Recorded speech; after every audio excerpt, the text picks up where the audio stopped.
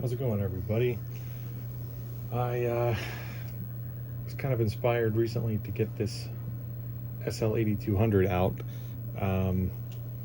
My brother found this unit in a Goodwill, I think, in Arizona for I think like $8, and it was covered in dust and everything else you would expect for a machine. I think this came out in '77. I believe this was the first Beta 2 speed or ×2 machine, and would also play ×1 or Beta 1.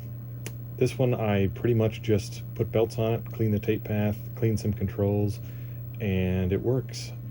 Except when I first got it, it made a horrendous noise when it would play, even though it would play. It made this horrible screeching sound. And I remember finding the problem way back when, and just recently on a beta page, somebody bought a 7200, which has a similar setup, I believe, belt-wise, and it was making a screeching sound. And I'm thinking, man, I remember when my 8200 did that, but I couldn't remember if the 7200 had the same belt routing and all that. But it may, and I thought, yeah, I should get that 8200 out and see if it still works. And it does work, but coincidentally, it's making the same sound it used to. So I figured I'd make a video and open up the bottom and fix it. Anyway, so obviously the DT30 timer unit is still running and active, and I think the light still even works, but it's hard to see. But anyway, and I also noticed the cap over the power button. I guess that would be default when used with the timer. So anyway, I have a television or a little monitor hooked up here. So switch it on. Of course, it doesn't make the sound now, but it should shortly.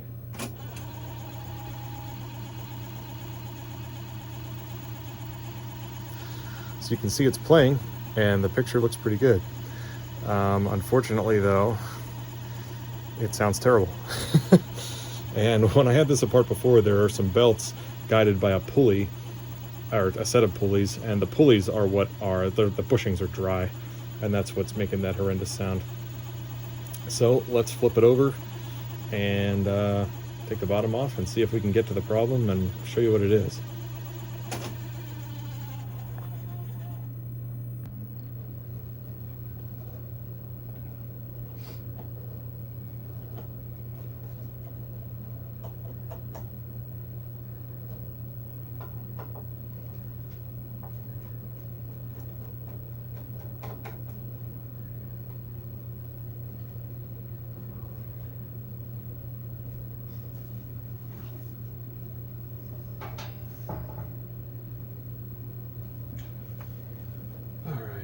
So if I remember correctly, I believe this board actually hinges back.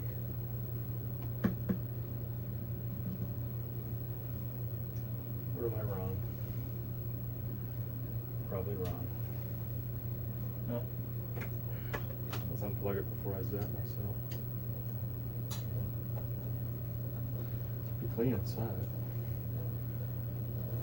Shame it's got some dings and dents.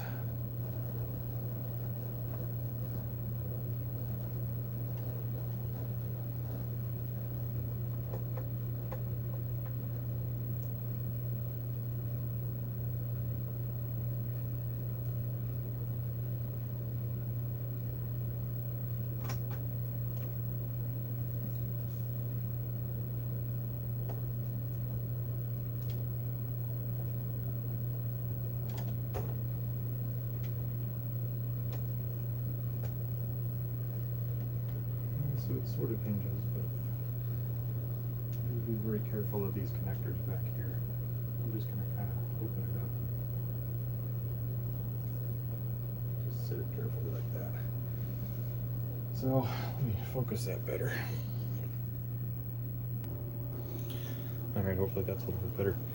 So here you've got your drum with the kind of the braking system that they're using here to control the speed of the drum. That's your kind of your drum servo. Here's your drum motor, and that also doubles as your reel motor here, which drives your take up and supply reel.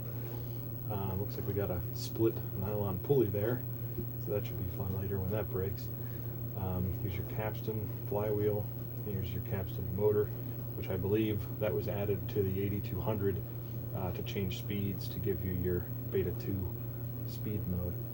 Anyway, the issue that I found before was these two pulleys here, and all they're really doing, I guess, is keeping the this long belt that drives the reels or the spindles from, I guess, to keep them from deflecting.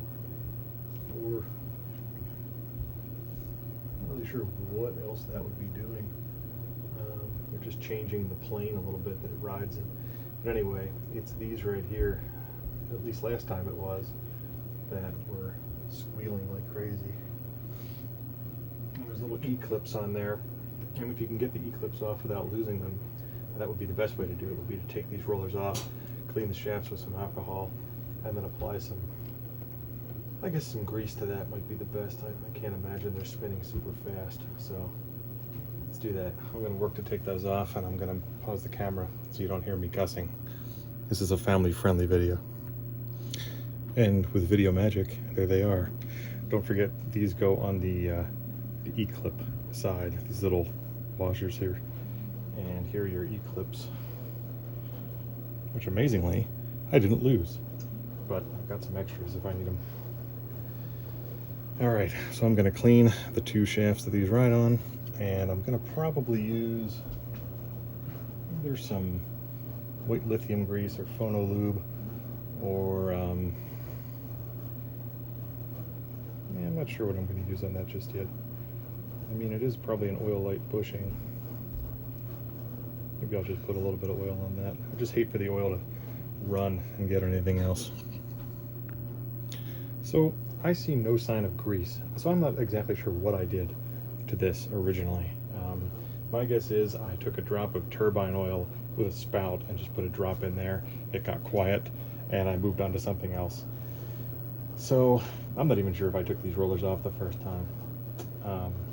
But anyway, so what I went and grabbed is this stuff. This would be what I would use, I guess.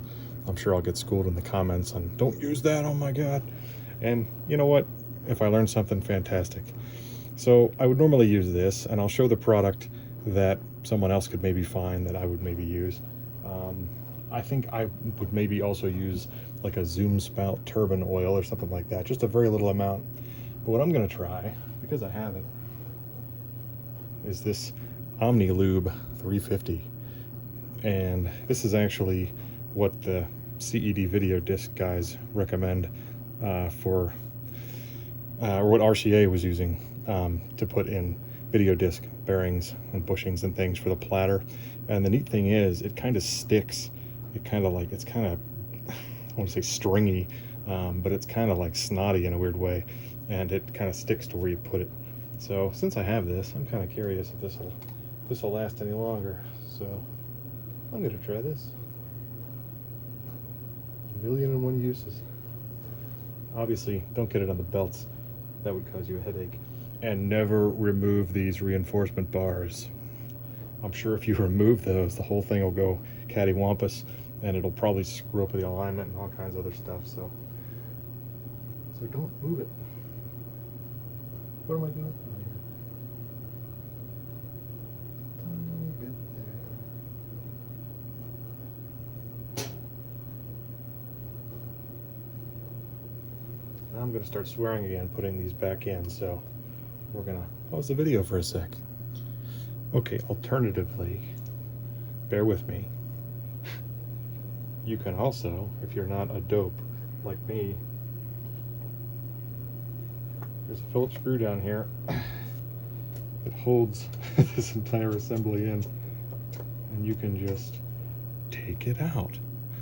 Don't do what Donnie Don't does. Take the assembly out, clean it, reassemble it. So there's a washer on the back which came off with this guy. So put that on there, give it a nice spin. It's not going anywhere. All right. Now we put the other washer on. It's pretty self-explanatory. Now we go spend 10 minutes in the garage trying to find my pliers. Okay, that only took 5 minutes.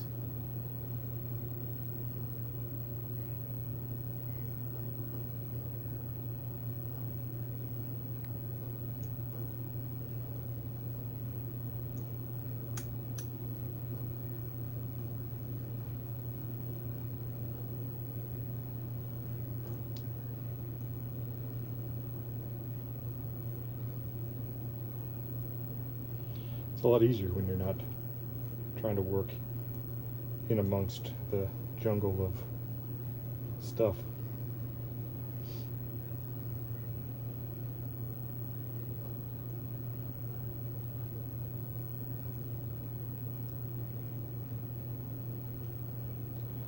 Oh, come on, don't embarrass me here. We're on live TV.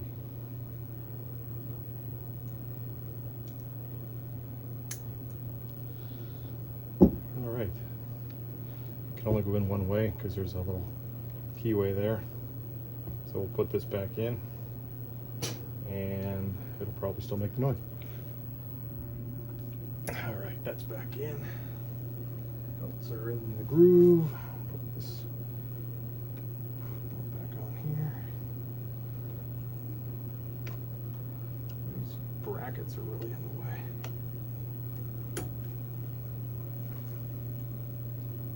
Looks good there. Roll in there, everything looks good.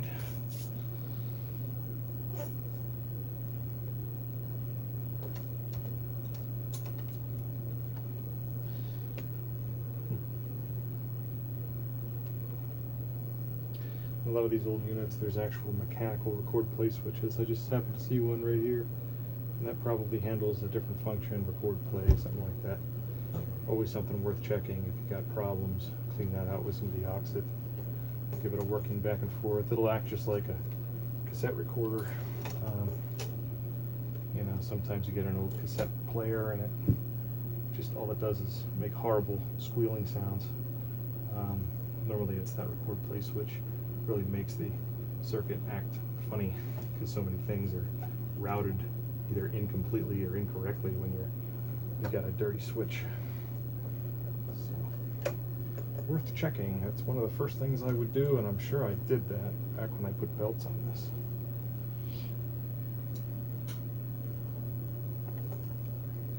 And yes, I still record regularly on beta because I like to. I think it's fun. People think I'm crazy, and a doctor has never ruled that out. So, perhaps. But I wasn't around to experience it originally, so I have to experience it now.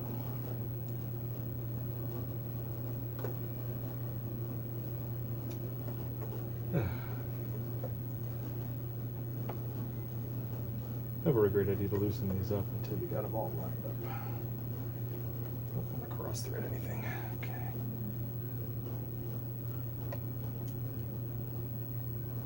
I hope my soft-spoken voice does something for someone. This is a great video to wind down to on a Sunday night, you know, before work on Monday. Bring in the kids. They might learn something.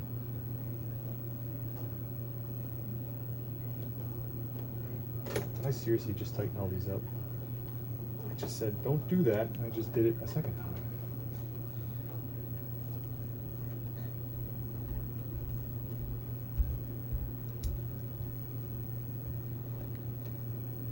There we go. Okay. Obviously don't over tighten. But I would assume if you're watching my rambling on videos about this stuff, you may have done this before. So you know a little something. Okay, bottom cover.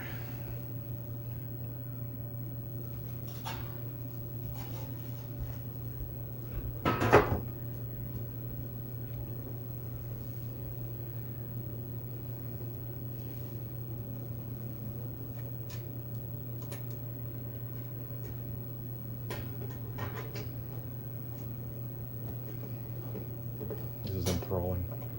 Watching watching me put screws in.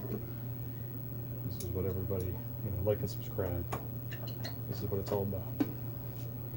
I don't use a motorized screwdriver because I like to feel that I'm not messing up the screw and not putting it in too tight. I'm sure I'll have carpal tunnel in no time. Anyway, let me flip it back over, plug it back in, and we'll see what happens. Okay.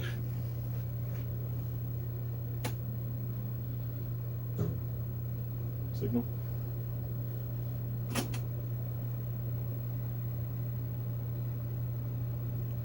Nice. Now if I could only find the adapter to take the 1/8 inch mono out to an RCA, which I have somewhere, I could have sound. But you know what? I've seen ET 10 times, so who needs the audio? Anyway, hope that helps somebody. Thanks for watching.